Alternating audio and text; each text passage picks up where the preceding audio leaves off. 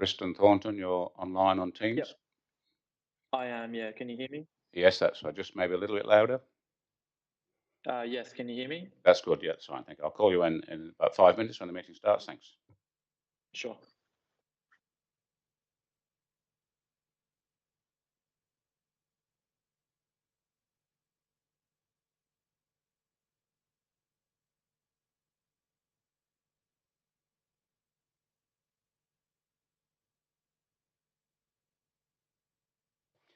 Just before opening the meeting, I'll just explain to people who want to speak that there's an option to speak at the beginning of the meeting if you would like to leave and go home, or wait until your item comes up and then speak on the item. So just make it.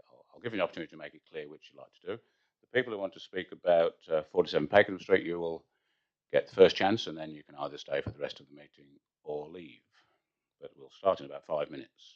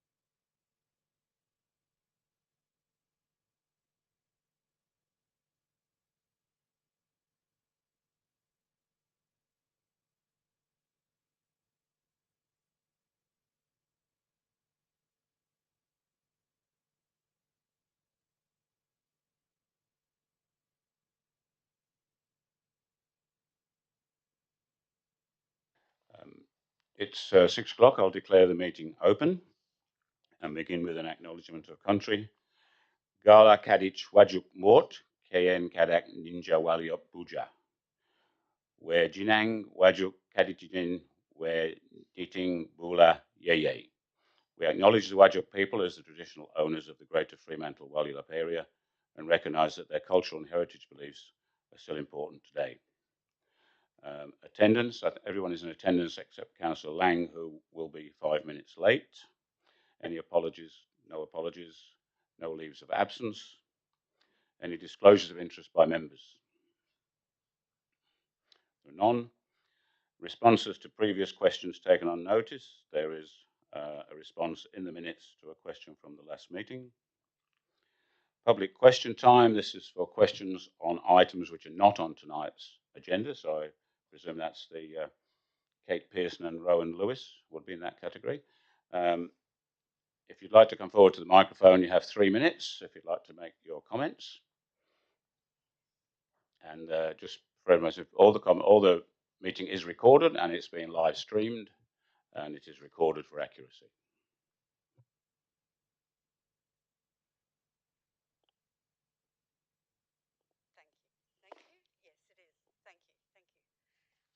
You will need to be quite close to that microphone. Right, okay. Very brief, and thank you for letting us attend.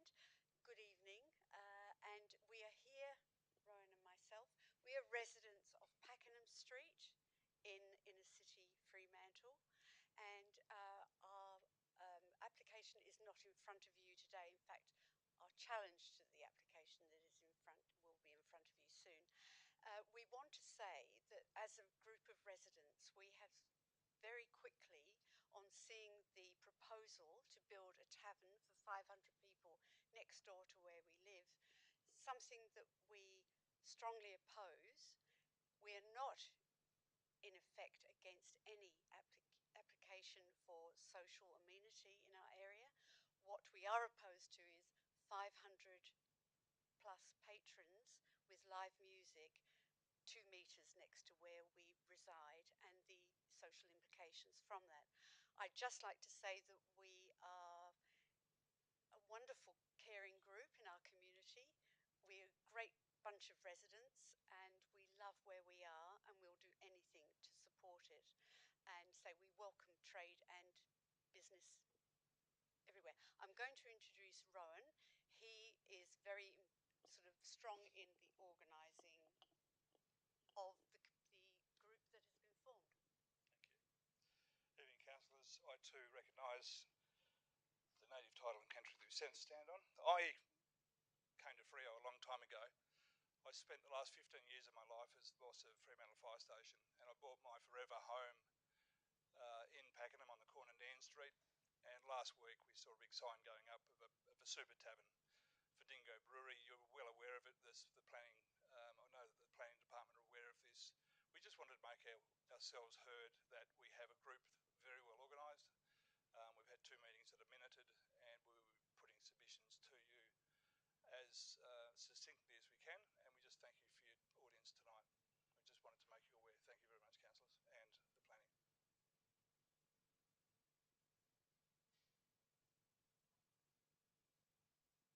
The next item is petitions. I don't believe there are any petitions. Deputations, presentations, confirmation of minutes. I move accept the planning committee minutes of the meeting of the 4th of May 2022. Is there a seconder? Councillor Graham. All those in favour? That's unanimous. Thank you. Any elected member communications? So we'll move on to the agenda. I'll just give an opportunity if anybody in the gallery wishes to speak on an item later down the agenda, and then they can leave if they wish to, rather than wait all night. We're going to take the items in order. There are only 5. I guess the meeting will last about an hour and a half, 2 hours. But if you'd rather speak at the beginning and leave, that's an option, but you need to take that option now and let us know which item you wish to speak on. Yep, would you like to come to the microphone? Thank you and good evening, councillors. Yes, my name is Brian Miller. I'm referring to item number 4, which is 4 Barnett Street.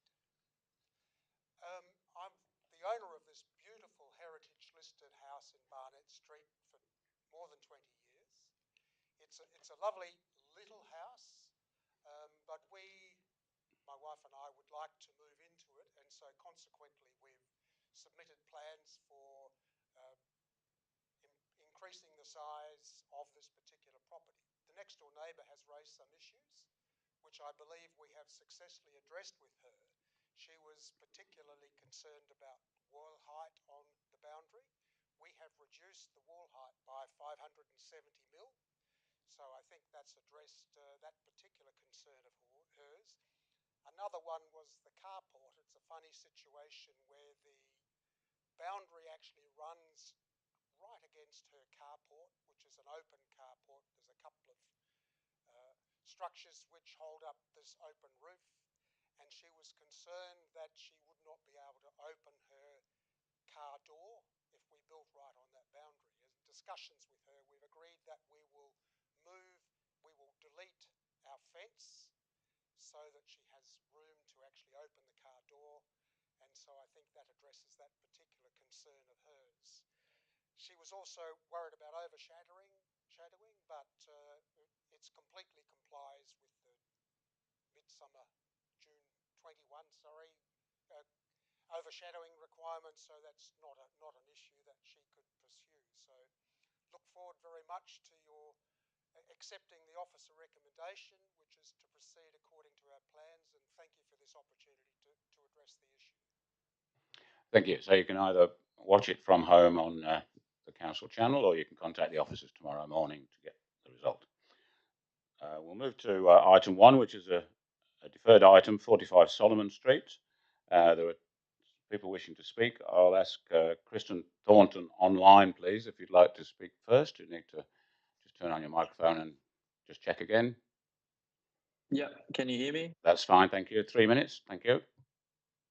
Sure, thank you.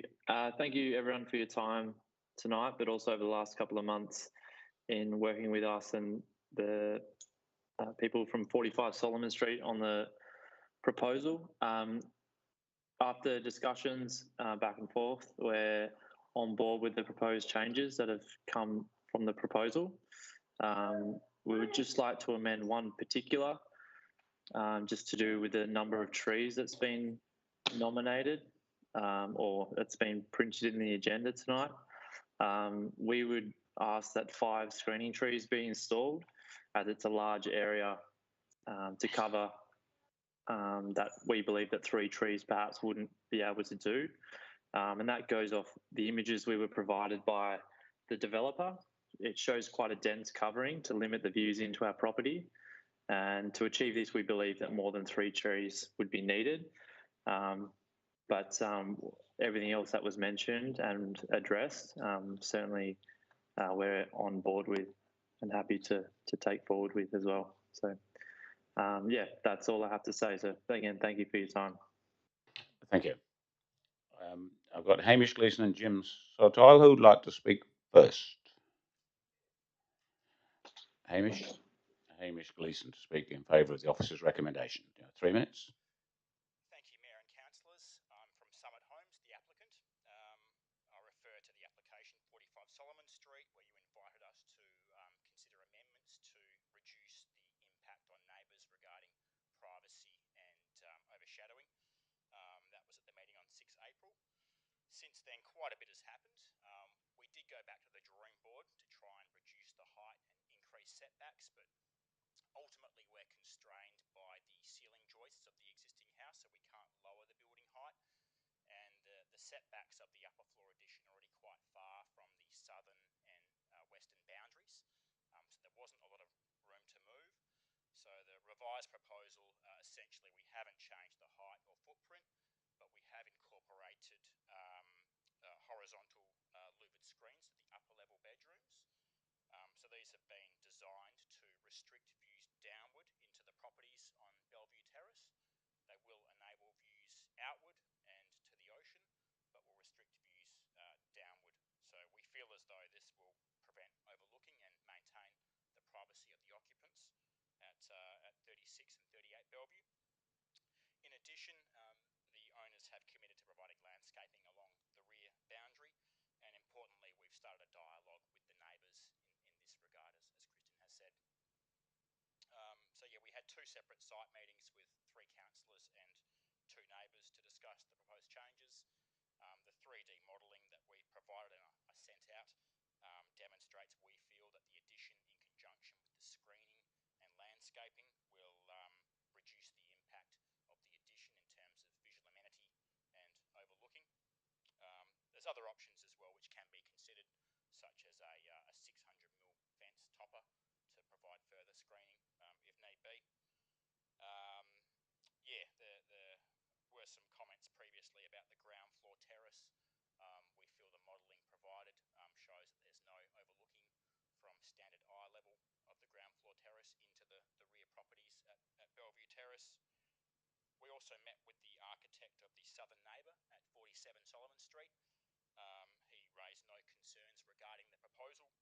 I understand the architect and the owner are considering modifying their plans to obtain better solar access. In any event, the proposal is fully compliant with overshadowing, and that property will maintain access to light over the course of the year at different times of the year and day. So yeah, finally we feel as though the changes we've made have addressed the neighbour regarding the building height variation.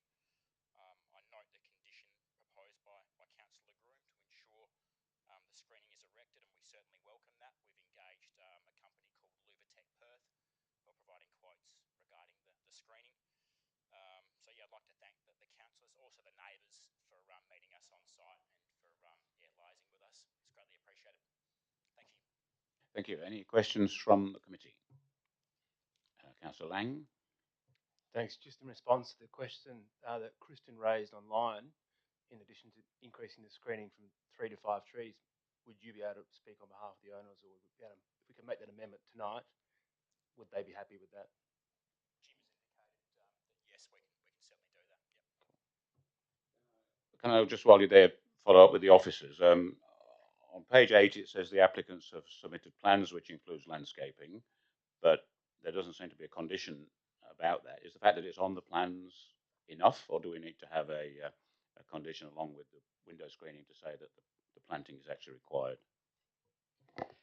Through you, Chair, the addition of the trees is really a response to the building height, so they're not actually required as such. If you give me a moment. The amendment we've got only covers the screening, not the trees. Yeah, that was the only element I was requested to write a condition regarding to be provided. The trees, yeah, again, because they're a response to reducing the amenity impact on the neighbours for the building height, there could be a condition applied to require them, but if it's a little bit of a tenuous link to require them. It is a, I guess, a good faith offering from the applicants to install them and plant them, and from what I'm hearing, there's no intention not to plant them. Right, thank you. Any further questions? Thank you. Jim Sotile.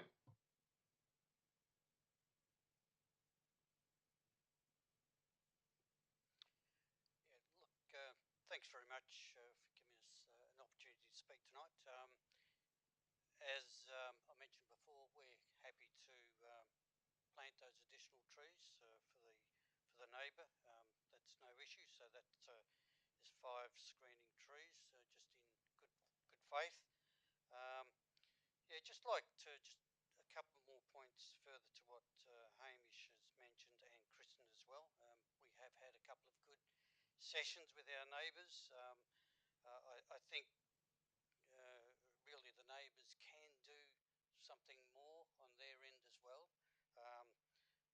After having a look at their rear yard, they could put up some pots up on their retaining wall as well to help the situation as well. A pergola, curtains and so forth. I guess my point there is that neighbours should take some responsibility as well with providing privacy and making the house secure as well. Yeah, just really, I think Hamish has done most of the points that I wanted to raise, but finally, we're just asking councillors tonight to please approve our amended plans unconditionally, so that we can get on with the next stage of our lives, so that Summit Homes can commence our renovations. Our intention has never been to upset any neighbours, but I hope you appreciate that we've done more than enough to address our neighbours' concerns within the parameters allowed. Our house will be the only one in Solomon Street with rear window screening, which is disappointing, but I think we can live with it. Thank you. Thank you. Any questions of the applicant? Right, thank you. We'll go into committee. I'll move the officer's recommendation, which is for approval. Is there a seconder? Councillor Sullivan. Anybody wish to speak?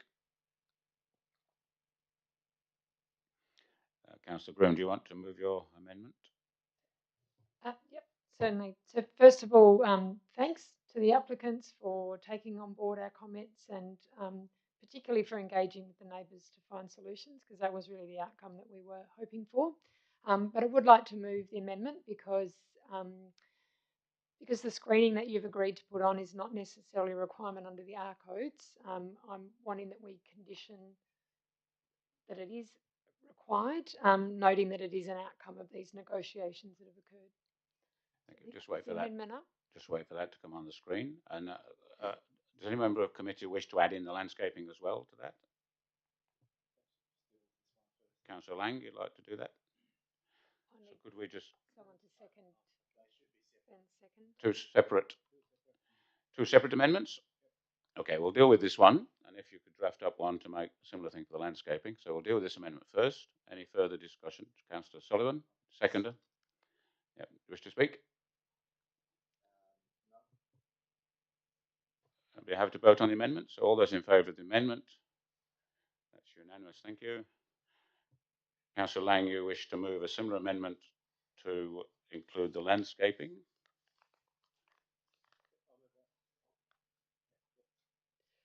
Sorry, we're having a few technical difficulties with the screen, which is why the wording's not up. But very rough condition, simply saying prior to the occupation of the development hereby approved, 5 trees are to be planted on site as per the plan. Oh, it's probably not as per the plans because it's an additional tree. Are you happy with just that? 5 trees to be planted on site to the satisfaction of the City of Fremantle. Thank you. Seconder, Councillor Lorver. Any discussion? Okay, all those in favour?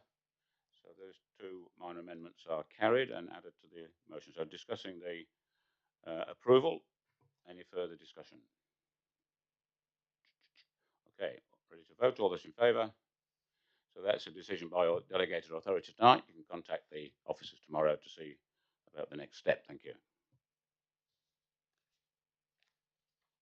If you want to leave now, I'll just pause for a minute unless you want to watch the entertainment. I've got Troy Morse, Ingrid Marr and Nerida Mordaunt to speak on the next item. Which order would you like to go in? Troy Morse. Got 3 minutes. Thank you. This is item 2. Thank you, Chair. Thank you, councillors, and thank you, Mayor, for the opportunity to speak here. You'll need to point the microphone at your mouth and get quite close to it. Is that better? Can you hear me? Can you hear me? Can you hear me now? Thank you for the opportunity to speak. And I'll need to get this brief to 3 minutes, as there's a fair bit to say. I would like to thank the councillors for the site visit that occurred yesterday and the ability to talk at length around the partnerships that have been formed around this particular project. In particular, our partnership with Housing All Australians and significant pro bono contributions by the private sector to deliver this project. Uniting WA is a community housing provider, and we have a long-standing history of providing transitional accommodation for those experiencing homeless in and around Perth and in Fremantle. We've engaged with Cox Architecture to support us in the delivery of this project. And we've set Cox Architecture some significant therapeutic design outcomes for us to achieve this project.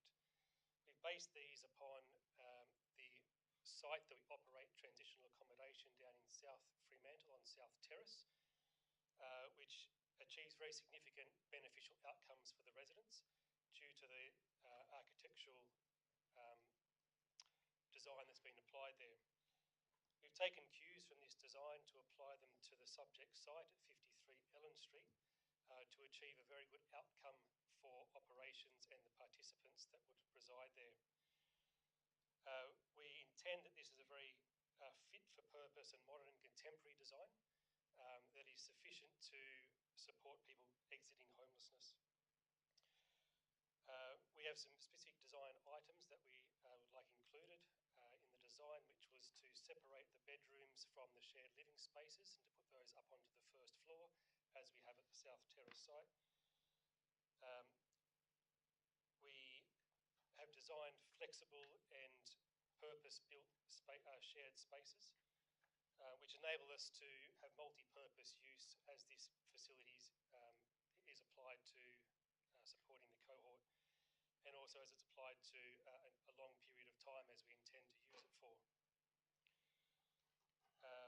We've allowed for level wheelchair access throughout the site, so to be non-discriminative for any person that is in the predicament of homelessness. We're spending considerable money to reinvigorate the original house and bring it back to its former glory, including external and internal refurbishments, external brickwork,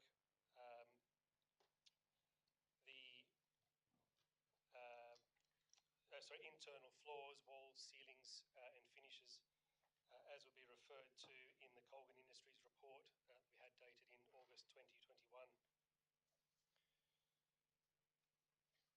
To fund this project, Uniting WA has been successful in obtaining just over $3 million of state funding, state grant funding, to fund the refurbishment of the original house and to construct the new dwelling. We are one of very few organisations to have received such funds, and we are quite aware that the Minister for Housing, Honourable Minister Kerry, is paying quite close attention to this project and would very much like to see it delivered. Thank you. Thank you. Any questions? Councillor Groom? You put your microphone on. So.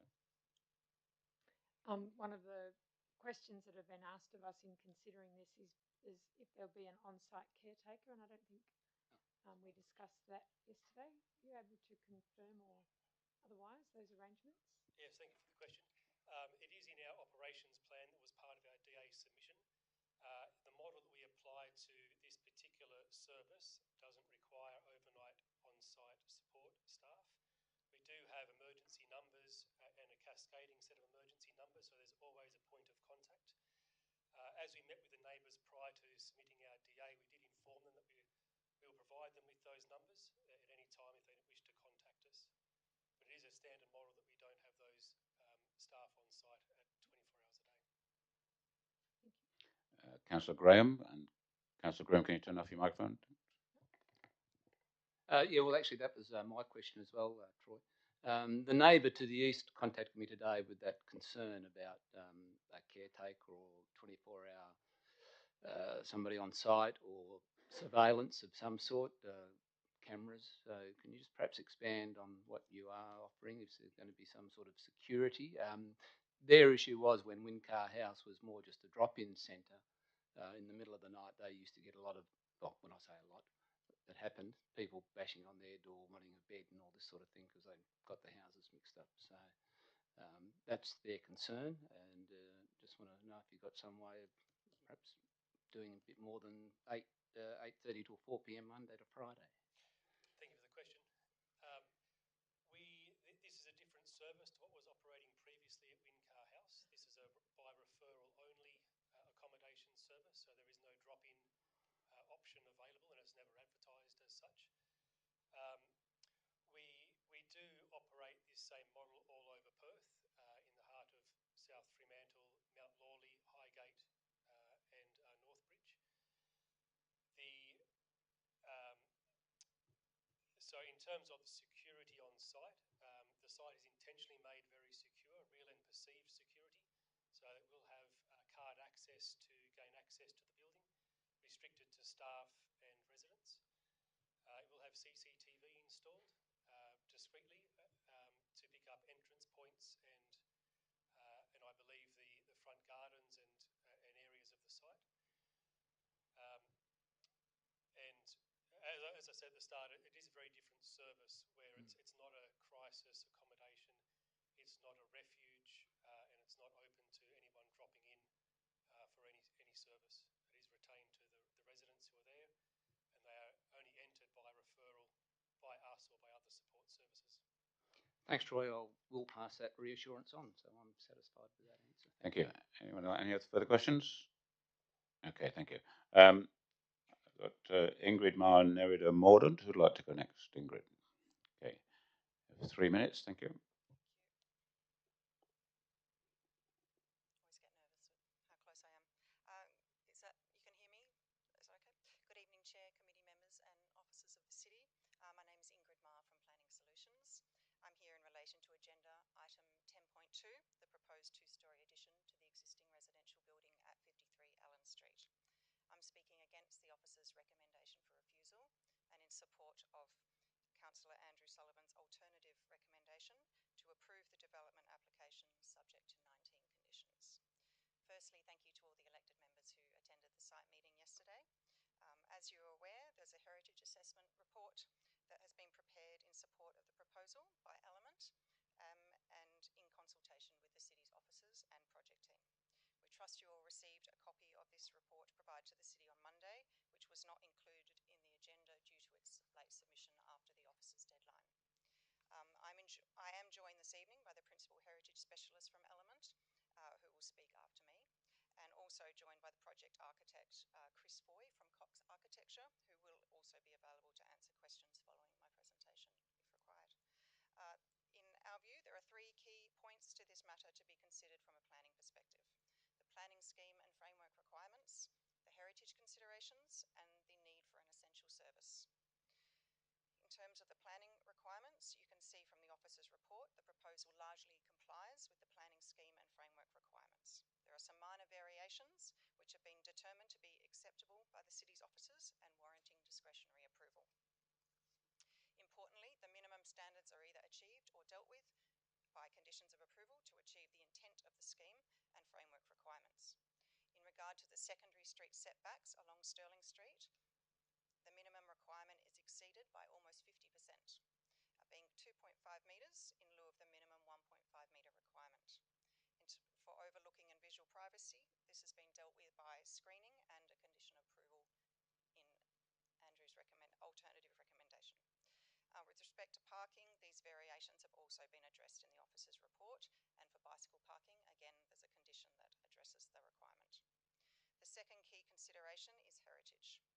We discussed the concerns of the city's heritage officer at a meeting last week attended by the city's manager of planning and acting director, along with key members of the project team. Following the feedback received from the city's officers on that day, we immediately obtained specialist advice from Element's principal heritage specialist, one of WA's leading heritage experts, to address the outstanding heritage matters, which Nerida will address in her speech after me. The heritage report, in summary, says the proposed development does not negatively impact on the historic heritage values of the streets, and the report recommends that issues around materials and colour palette can be addressed by a condition of approval. I will let Nerida speak to the other important points made in the report, including the continued use of the building. The third key point to consider is the need for essential service. Apologies, I should have timed myself. The project team is here this evening to obtain approval for this essential service. That is to provide temporary accommodation and support services for females over 55 who are at risk of homelessness. We expect you're all aware of the critical nature of the issue and associated social problems from your experience in the City of Fremantle. Importantly, Uniting WA, responsible for the project and service delivery, has a proven track record in the area, both in the area of the City of Fremantle and across Perth. In conclusion, we seek the committee's approval this evening. We seek to have the committee adopt the alternative recommendation proposed by Councillor Sullivan to approve the application subject to conditions. I'll just skip over a little bit to meet the time. So you need to draw to a close, please. Yes, thank you very much. We'll be pleased to answer questions. Any questions from the committee? Thank you. Nerida Mordaunt.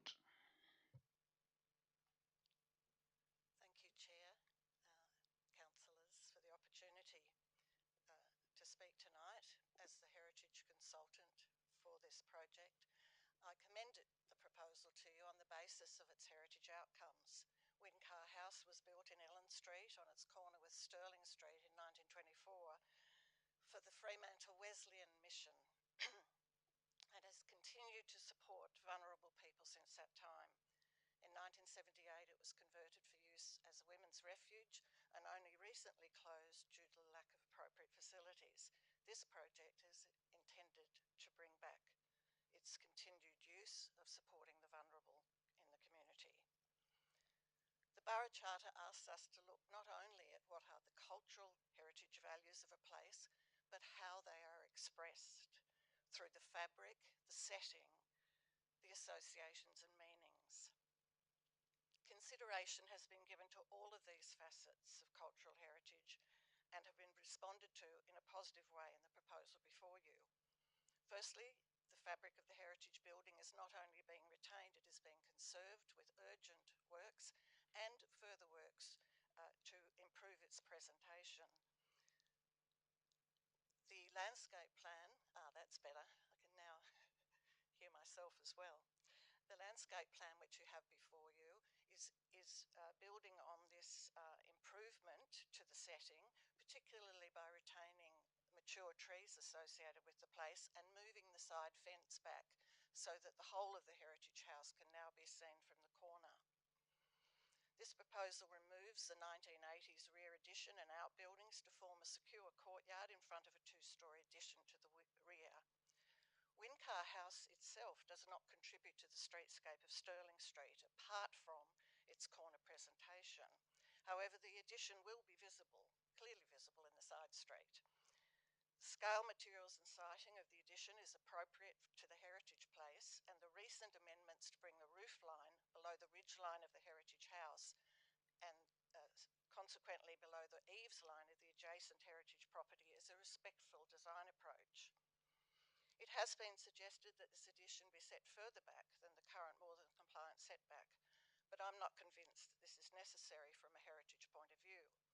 Firstly, because of the nature of the topography of the street, rising sharply behind the south of the property will enable the two heritage listed properties beyond to remain clearly predominant in the streetscape, although one is largely hidden by vegetation at the moment.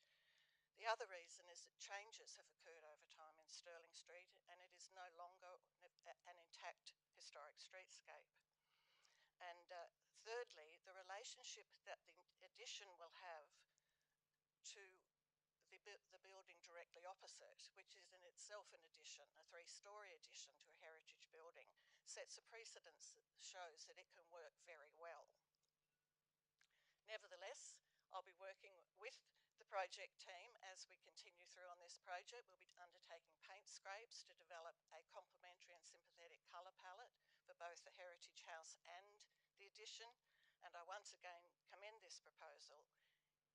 In my view, it is another example of the way in which Fremantle gets it right, supporting the ongoing care and conservation of the heritage place and acknowledging the legacy of community use that is now almost 100 years old.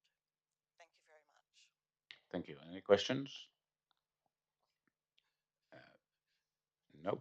Thank you. Before we go on, deal with this item, could we get the microphone checked and see if it's, or could we replace it with one of these? I'm finding it very difficult. Is everybody else? Just.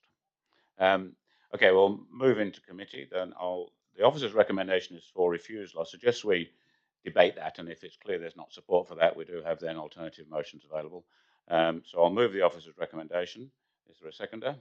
Councillor Graham. Anybody wish to speak?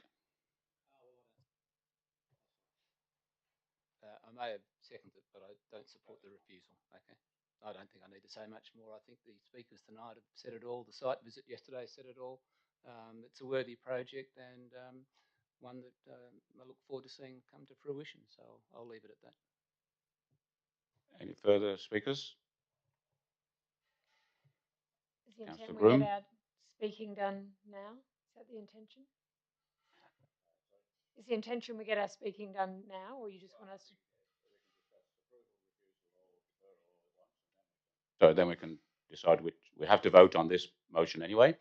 So yeah, we'll take speeches on any for or against. Yep. So thank you everyone for the time on site. It was very informative and really useful to see the proposal.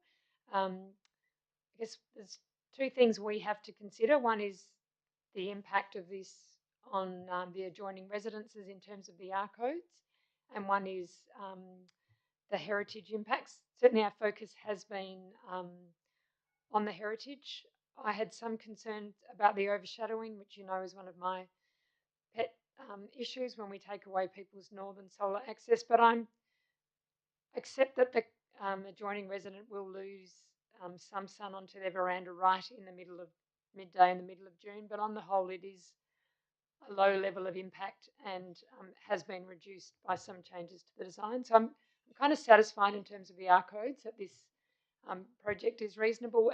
It was the heritage in the streetscape that I struggled with. I think what struck me most from going and walking up and down Stirling Street in particular was how fluid that streetscape is anyway because of the amount of vegetation. The setback from the houses means that there's all sorts of things actually going on in front of them, and it's not a lovely clear streetscape where you can see everything. There is a lot of other interruption from it, and that kind of made me more comfortable with this. I also like that it is a very, modern, it's a clear insertion into the street rather than trying to be something it's not. It's simple, and some of the use of cantilever will help break up that intrusion. And then finally, it's a function we really desperately need in the community, and a kind of revitalising an existing heritage stock to do that. Certainly, adaptive heritage is the only way that Fremantle can truly keep its heritage and keep evolving as a city. So, yeah, I have come to the conclusion that I don't support the officer's recommendation for this one. Thank you. Any further speakers? Councillor Sullivan. Thank you. My primary planning concerns were the streetscape, both from a traditional just streetscape perspective, but also from the heritage perspective, as Councillor Groom was talking about, but also the southern setback again. They were the two planning concerns that I felt we had a responsibility to really assess. From a heritage and streetscape perspective, it's really important to as Nerida said, to understand that ongoing continuous usage of a building is a very important part of heritage. So it's not just about bricks and mortar, it's actually about the fact that not only will it continue to serve residential functions in an area where a lot of those houses are no longer serving residential functions, the vet, certainly the ones on the higher side of Sterling Street and the like. So the fact that it will continue to serve as a residential accommodation, albeit not in the original format, is actually important. And the other aspect, of course, which is perhaps even more important, is that it's in a type of service activity. So going from the Wesleyan mission manse to another use, which is very much if you like, a charitable service orientation. So I think from a heritage perspective, it actually protects the cultural significance of that particular dwelling, because it wasn't just a normal dwelling. It did have additional functions. The second aspect of it is the streetscape being protected? And it is a really difficult one where we have a corner block, and then we have a good row of traditional houses. And there are a number of precedents, even in Ellen Street, the corner of Ellen and Luke Street, which is much further up the hill, presented a few years back a very similar concern as to whether or not a new studio house on the back, on the side elevation of a corner house should be accepted. And that had a nil setback when the rest of Luke Street had a mix of setbacks. And it didn't have the same heritage aspect, but it certainly had the same general planning streetscape argument. And in that situation, and in other situations, including one that we have to deal with tonight in Lily Street, there is that question: does a corner house turn the corner and have to present automatically to the streetscape that's following up the street? In this instance, that streetscape, as Councillor Groom said, it has something like an 8.5 metre setback. And so if you were to apply that principle that the infill should be 8.5 metres further back, or even just 6 metres, say, to a traditional setback line, it would be a massive impost on the development potential of this site, irrespective of whether it was being used for this use or a conventional single residential use.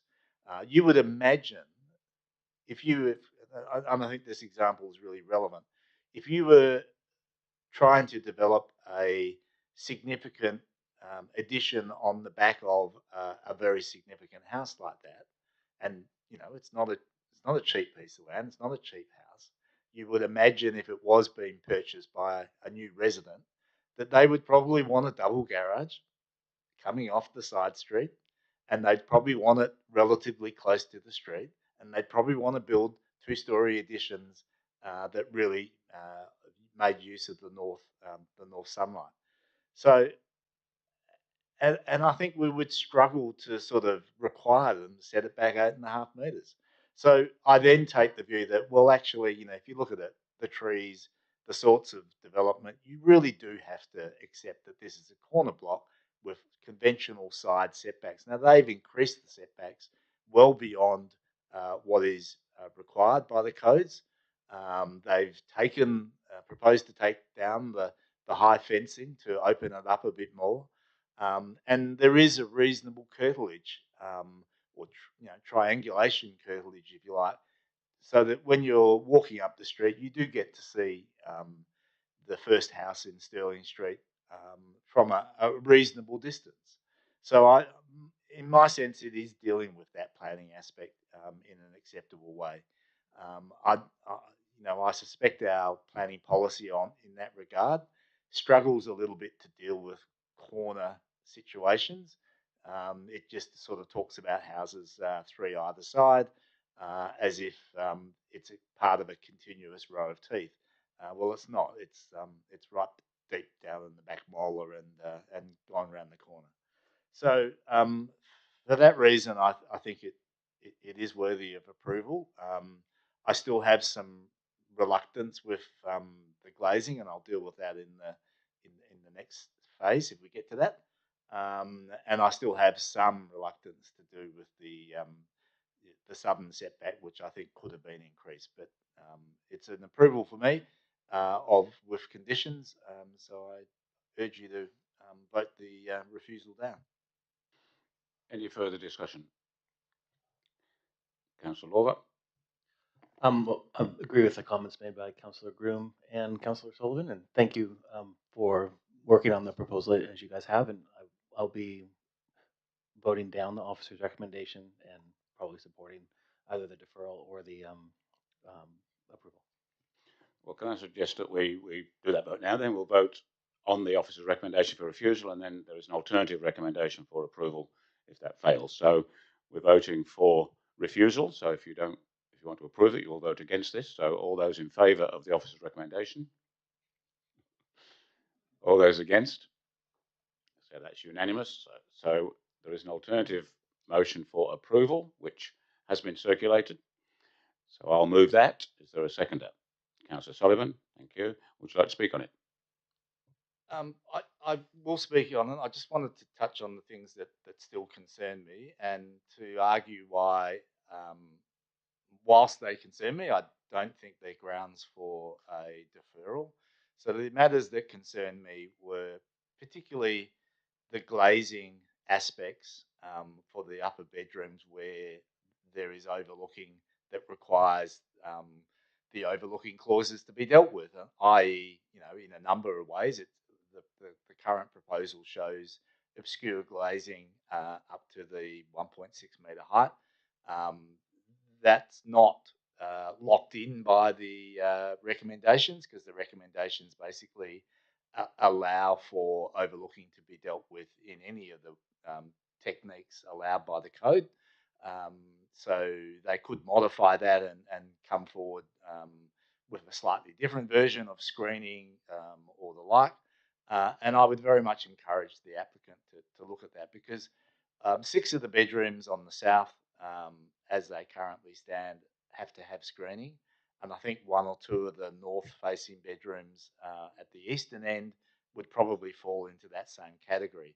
So that means that something like 2/3 of the bedrooms are going to have some form of screening. And I would very much argue that, people do need to be able to see out of a window from a bedroom, and particularly in this sort of accommodation. And if we were using the R-code multi-dwelling assessment for these sort of bedrooms, there would be an expectation that this sort of approach wouldn't be allowed. So, but having said that, there are ways of dealing with it. I would encourage the applicant to do that. And angled fins or screens that are a little bit out from the window, but allow people to look downwards. Those sorts of things are certainly an available option for the applicant. My sense is that overlooking towards the street, down, even if it's a little bit down the driveway or into the neighbour's front yard, that to me would be reasonably acceptable. And the ones on the northern side have that same sort of similarity. They have buildings right next door to it where you're only looking over a roof and or down the driveway of the adjoining residence. And I'm sure they can come up with a more creative way of dealing with that particular issue. So that's the only issue really that I sort of had left in my kit bag of concerns, and I think it's up to the applicant to properly pursue those options and come up with the best available alternative in terms of screening, but also in terms of livability. So, any further discussion on the approval? I won't say a lot because I think my colleagues have said most of it really succinctly and well in the previous debate, but I just do want to acknowledge the amount of work that's gone into this and some of the outcomes that go above and beyond what we would hope to be achieved, not just in terms of the social outcomes, but also in terms of the heritage conservation, which I think is hugely exciting to see that we're going to be able to use SHRP funding to get really amazing restoration and preservation of a site that is so significant in heritage terms. So I just want to kind of commend the work that's been done to date. I know it's been many years to get to this point, and to thank you all for giving us the opportunity to come out on site, because I think it really did, for me anyway, really help. It's great to see it on a piece of paper, but you just, when you can visualize it and see actually kind of what it can become, it was just a really exciting opportunity. So thank you for doing that, and for all the years of primarily pro bono work that I know has been done on this. Thank you. Any further discussion? Are we ready to move to a vote? So we're voting for an approval. All those in favour? That's unanimous. So that's a delegated decision tonight. You can talk to the officers tomorrow about the next step. Thank you for coming. We'll just pause for a minute while you organise yourselves. The next item is item 3, Holbert Street. I've got Philip Stechkel and Mike Dunham. Who'd like to go first? Philip? Okay, you have 3 minutes. It's recommended for approval. Good evening, everyone. Thank you for the opportunity to speak this evening in support of the office's recommendation. My name is Philip Stachel. I'm the architect for the proposal. I would be happy to answer any questions afterwards. I'm here representing my clients Lisa and Andrew Moore, who unfortunately couldn't be here tonight because of an overseas trip to visit family. They would have loved to attend. As you'll be aware, the drawings before you tonight are the outcome of working both with planning and heritage departments here and also the owners of number 24 Holbert Street. Thank you to all of those people. The owners of number 24 were concerned, our understanding was they were concerned about winter impact of our proposal on the solar access to their north-facing window primarily and a ground level glazed vestibule. Whilst our original submission did take that into account to some degree by staying lower in height and further away from the boundary than allowable under the R codes, our clients asked us to work with the neighbours to minimise this impact even further. We responded by dropping the offending southeastern corner of the first floor parapet a further 800 millimetres. This parapet from this point then slopes up towards the street, back to the full height. We've achieved that by dropping the ceiling height of the internal rooms. The overall height of the building was also dropped by 100 millimetres across all sides to a total of 6.3 metres in height, so well shy of the allowable 8 metres. The effect of these changes has been to try to maximise the amount of winter sun that gets to the neighbour's north-facing window. The window itself is now completely unshaded at 12 noon on the winter solstice. We haven't quite managed to eliminate overshadowing completely to the ground floor vestibule, base of which does receive some shadow, but the glazed roof is completely in sun at that time of the year. We understand that these changes don't go quite as far as the southern neighbours would like. However, we hope that you'll agree that the amendments go a substantial way to preserving winter sun to their property, to their windows. Thank you very much. Any questions from the architect? Okay, thank you. Mike Dunham, you're the applicant. Mr. Chairman, councillors, thank you very much. I hope you all received an email from me on Monday, from which you will see that I am really speaking in favour of the proposal, but with an amendment. And I would like to start off by thanking Philip, who I haven't met before, but have communicated with quite long time, and our neighbours for making Philip available. As I said in my email, we think we could have done it better, but we realise that life is a compromise, and we accept the proposal in terms of the height and shading. However, that south wall of the house only looks at our house, and therefore we would like the privacy issues dealt with as a condition, and that is we would like the minor openings in the upstairs bedroom restricted to a sill height of 1.6 metres or being obscure glass. There is, you can still see out of that bedroom. In fact, there is a very large window facing to the west, which will give views over Walker Street and glimpses of Coburn Sound. There is also a largish window in the walk-in robe stroke changing room, and that looks directly down into our vestibule and kitchen area. We would appreciate that also, having its sill height raised, or more probably made opaque. I'm sure that our neighbours don't really want to be using a dressing room which has a large clear glass window. So we would ask that that amendment be made. Other people have asked me, does that comply with, does your house comply with that? And the answer I have is yes. All of our upstairs windows have sills that are 1.6 metres above the floor, and then we have this wall of glass which has a beam across it at first floor level, and then the first 2 metres of that glass from first floor level up is opaque glass.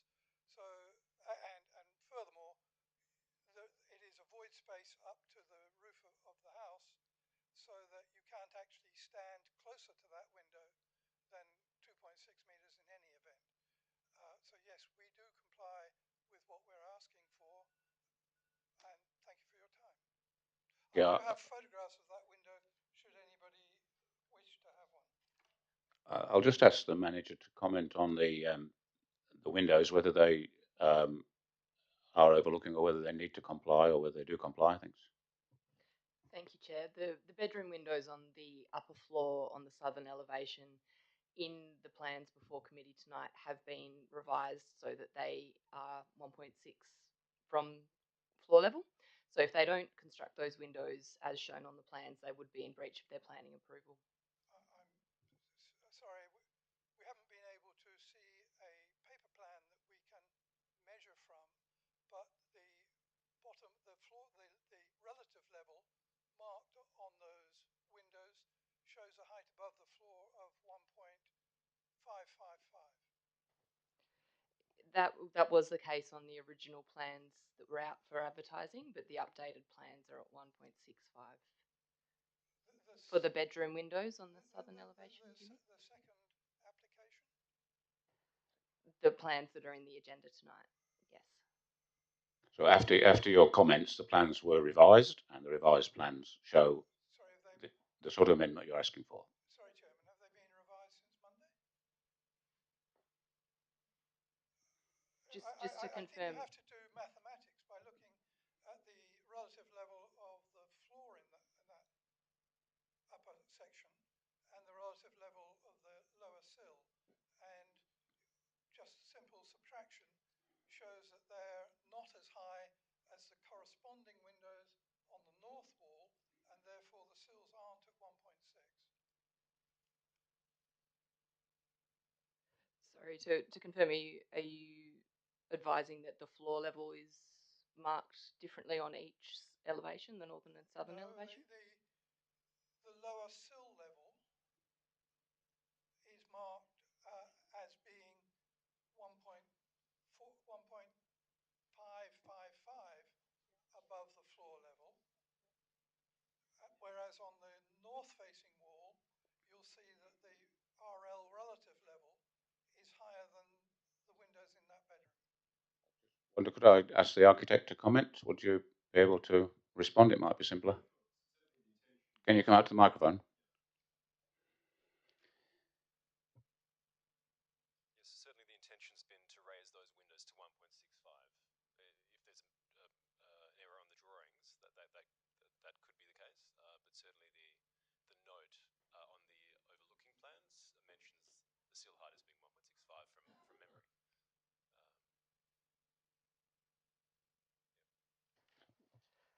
In that case, I suppose there's no opposition to that being a condition, that those sill heights are 1.6 above the floor, because it is apparently what is intended in any event. What about the dressing room? Sorry, I don't want to get into a conversation about it. I just asked the officer. It doesn't seem to me there needs to be a condition because that's what the plans show. Is that correct? Could you just verify that? The condition would simply support what the plans show, and given that's the applicant's intention, there's no issue with applying the condition. Yeah. And the note says that the bathroom windows are opaque, but it doesn't show that say that the dressing room window is opaque. So if that could be made clear as well, the architect says that's the intention, then we'd ask for that to be made clear as a condition. If you just give us a minute to check that.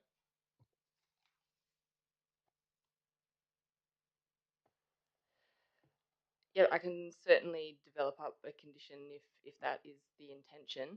The difference with the walk-in robe is that it's not actually subject to visual privacy requirements, which sounds funny, but I think the assumption is that most people would want that space private, so they'd be obscuring the glass anyway. But I can definitely draft up something if you give me a moment. Just to be sure, then we'll draft up a condition to make sure that it's clear what's happening. Thank you. Well, whilst that's being drafted, we'll move into committee. I'll move the officer's recommendation, which is for approval. We'll look at the amendment when it's ready. Is there any seconder? Councillor Sullivan, any discussion?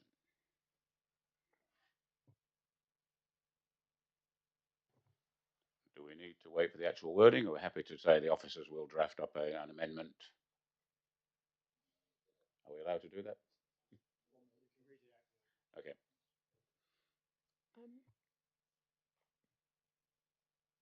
Councillor Grimm, wish to speak? Yeah, I might just briefly comment, because we usually end up sending applications like this back to the owners and say try harder to work with the neighbours. So if you could just pass on that we are really grateful that work has happened before coming here, and that's really best practice process, and the small changes that have been made to kind of reduce those impacts and the overall kind of bulk of the building to the street. It's good that work happens beforehand. So thank you. Okay, I'll ask the manager to read out the amendment or the additional condition. So to confirm, it really is just the model condition for the bedroom windows. So just simply stating, prior to the issue of a building permit, a detailed drawing showing how the windows on the bedroom windows on the south elevations to be screened in accordance with the R codes, and then giving the standard 3 options, and then prior to occupation, the screening method being installed and maintained to the satisfaction of the city. And then an additional condition very simply saying, prior to the issue of a building permit for the development hereby approved, the walk-in robe window is to be obscured to the satisfaction of the City of Fremantle. I'll move that as an amendment. A seconder, Councillor Lang. Any discussion on the amendment? Councillor Sullivan. Just double check, because I mean, obviously, what's been asked for is the bedroom, the walk-in robe, the bathroom, and just so that there is no ambiguity, could we simply say even the south-facing upper level windows, because that's pretty well what it is.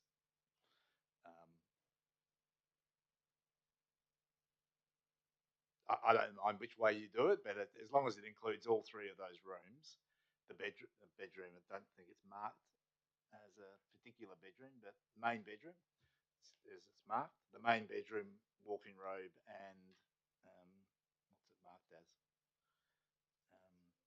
Bathroom. Yeah. Yep, can do. I just separated them out because the bedroom windows are subject to the R codes, whereas these ones are simply just restating. But perhaps just after bedroom, or instead of bedroom windows, just say windows on the south elevation and leave it there. Okay. As long as it includes all of the rooms, so including the bathroom. How all the windows? Sorry? How all the windows? Well, it's the southern elevation.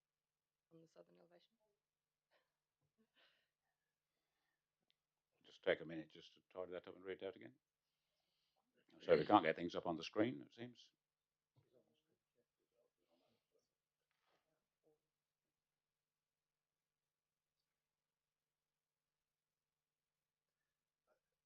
It's probably the first floor or whatever as well. So you probably just need the upper level or.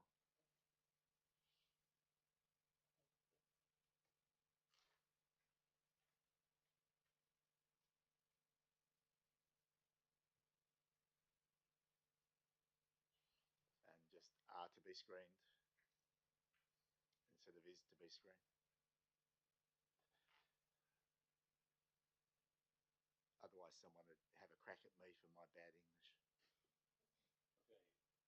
With that, so I'll move that again. Councillor Lang seconded. Any further discussion? Okay, all those in favour of the amendment? It's unanimous. So back to the motion as amended. Any further discussion? No, so I'll move to a vote. All those in favour of the approval? That's unanimous, thank you. So that's a decision made tonight. You can talk to the officers tomorrow. Item 5, Lily Street. There's no one here for Barnett Street, so we'll, spoke earlier, yeah. So we'll do Lily Street number 5, two-storey house, recommended for refusal. I've got James Alexander to speak. Sorry, you don't have your name down? Could you introduce yourself? Yes, it's James Alexander. You are, sorry, I thought he was James Alexander.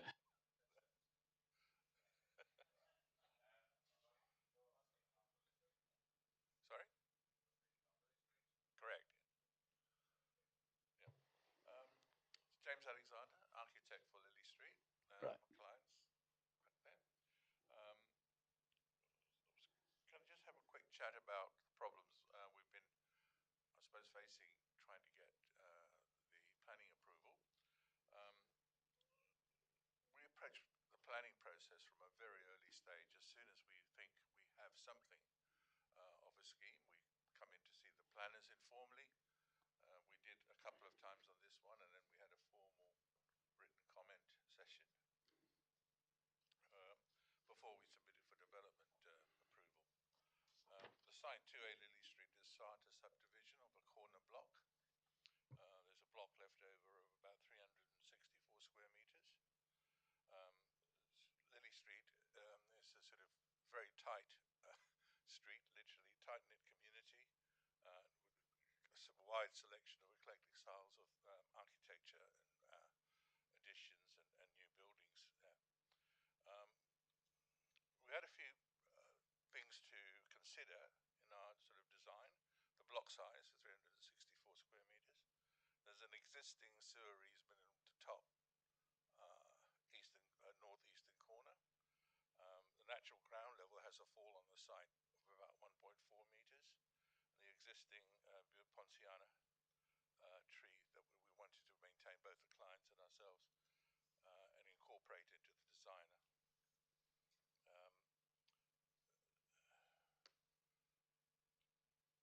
As a result of these sort of client briefing, client requirements, and all that, we had a good, logical, compact design forward, and we were always very aware of the streetscape requirements. And I think we emailed some drawings to you this morning, which were left out of the main package, which show the streetscape and the setbacks along the street pattern, which we were trying to maintain. And I think we've achieved that, but that seems to be one of the problems we're having with the planning and heritage issues. The first sort of we found, sorry, right. So we were relying a little bit on the discretion of discretionary powers of the planners insofar as street setbacks are concerned, and also boundary wall setbacks, and that's what were wanting for the scheme to work. We had quite a few meetings. We only had one meeting with the actual planner while we were doing the formal planning process. So I quite like the amendments that Councillor Sullivan made regarding passing this for approval. Thank you. Any questions of the architect? Thank you. We'll go into committee and so the officer's recommendation is for refusal. I'll move that. Is there a seconder? Councillor Mayor Fitzharding. So we'll discuss that. There is an alternative recommendation for approval should that fail. So anybody wish to speak in favour of refusal? Just to clarify, I second to get it moving, but I won't be voting for okay, it. that's fine. Okay, so all those in favour of the refusal? All those against? That's lost unanimously. So there's an alternative recommendation for approval, which has been circulated. I'll move that. Is there a seconder? There's Councillor Sullivan. Sorry, would you like to move it? It's your motion. So if you move it, I'll second it. And if you'd like to speak. Thank you.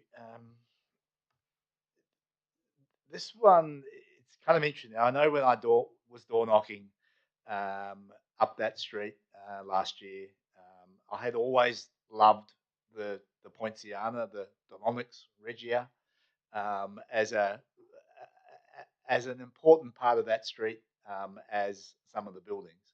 And I had noticed that it's obviously been subdivided, and it was sitting there, and the tree was sitting there, and it's kind of was starting to look a little bit sad. And I was worried about what might happen on that block, because the tree is so, it's right out the front, and it's a difficult lot. Square lots are really hard to develop. Long pin lots are actually much easier, and it worried me as to, well, a more conventional approach to how you build a house might result in that tree just being, either removed immediately or suffering so badly as a result of the building being too close to it that it wouldn't survive.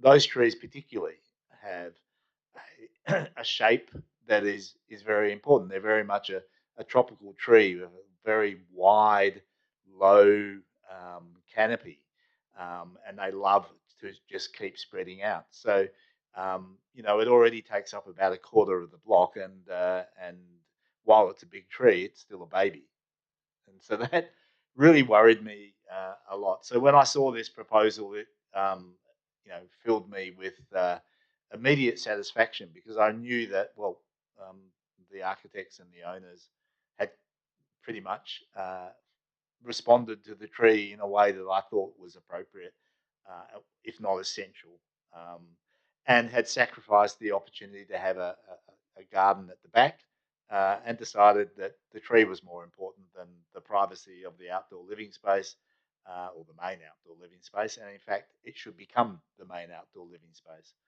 And everything else, I'm sure, just followed from there. The second thing I would say about this application is it's very similar to the one, as I said, that we talked about at the beginning, where you've got a corner block. Um, it, until recently, until it was subdivided, had sheds and gardens and you know, high fences, high side fences, and God knows what else out the back there, because you really couldn't see into that space, and the streetscape was essentially formed by the side and the side fence and the decrepit nature of someone's back garden. And that's part of South Fremantle. You know, that's part of corner blocks. And so the notion that the streetscape should be redefined simply because it was subdivided was something that kind of challenges me. And I think in some ways, you know, the fact that had it not been subdivided, we would probably be looking at a very large addition. And as I said previously, a double garage and the like, because you couldn't possibly build a house in Lily Street these days and not have off-street parking, because essentially you would be saying, I don't need to own a car, because Lily Street is the number one worst street for parking in the whole of Fremantle, and I've had that confirmed by our parking manager. Burn Street in North Fremantle, close second. So while I think, you know, you could argue that there might be a better version of this proposal with the upper floor set further back, I think from a planning perspective, it passes the test because I don't think the streetscape requirements were essential in this situation, and I do think that the very nature of the tree means that the curtilage afforded to the first house in the street, which is the one to the south, is a very respectful curtilage, and it's an improved curtilage effectively because it takes away the crappiness of the back fences and ramshackle garden and sheds, and replaces it with something a little bit more sophisticated. And I think that's an improvement. So while I have some reservations about the upper floor where it's located, they're not sufficient to refuse it. So I recommend it to you. Thank you. Any further discussion? Councillor Lorva. Thank you. Thank you, Chair. I just want to thank Councillor Sullivan for preparing this alternate recommendation and putting that before us, and staff, but for suggesting that it is put before us and asking them to work on it, and the applicants for saving a tree. That's going to be a great part of this street. And I hope the comments about parking hasn't turned you off to continuing on with the build, because it is a great part of Fremantle. And I'll be supporting this alternate recommendation. Councillor Groom. Yeah, this is one of the projects that I initially struggled with. But like Councillor Sullivan, and I've said it to the owners, I love the plan. It's a really clever plan. Keeping the tree, creating that space around the adjoining house, really in many ways continuing to treat that part of the site like it is the backyard, I think is a really great outcome. I'm actually have got to the point where I'm quite comfortable with the setback, because it is similar to the setback of the next house up the street, and it's taller than that, but not a lot taller than that because of the change in sort of site and topography. So in some ways it's going to read like a townhouse with a backyard, and I'm kind of comfortable with that. And I certainly agree that we could have put something on the site that was compliant with the R codes in all sorts of ways and would have been a far worse outcome. Something that pretended to talk to the heritage and would have been a far worse outcome. I'm waiting to see that the Skillion roofs wow me. I'm kind of struggling with them in plan, but you know, that's probably my personal preference, and I think it's going to be a really high quality living space. It's a diverse house. and we support those. So yeah, really happy to support Councillor Sullivan's alternative motion. Any further discussion? Can you turn off your microphone, Councillor Green? No further discussion. I'll just close by saying that when I visited the site, met the applicants or the owners, I had a tour of the original house, the old house, plus the additions. I was very impressed with the thought that had gone into the design and the care and the finishes, and that gives me a lot of confidence to think that what they do now will be a very high standard. And so I think we're ready to vote. So all those in favour of the approval? That's unanimous. So that's a delegated decision tonight. You can talk to the officers tomorrow about building licence and so on. So thank you for attending, and thank you for showing us around. Final item is Barnett Street. The gentleman spoke earlier. It's an addition and alterations. It's recommended for approval. I'll move the officer's recommendation. Seconded by Councillor Graham. Any discussion? All those in favour? That's carried unanimously. Just give me a second to check the little bit to the end. The information report, item 6. I just had a question about part 3, number 207 High Street, a SAT hearing, which I'm not just wanted a bit of an idea what that's about. Yes, Chair. So that is an application where there's some internal heritage works. The application was approved subject to a condition relating to retaining some original fireplaces. The applicant has appealed that condition. So far, there's been a mediation session, and we've got a directions hearing coming up for them to sort of let us know how they'd like to proceed. At this stage, we've got no revised plans or updated information. So I'll move that we receive item 6, the information report. Seconder, Councillor Graham. All those in favour? It's unanimous. Thank you. Motions with previous notice. There are none. Urgent business, none. Late items, none. Confidential business, none. Close the meeting at 7:22. Thank you, everybody.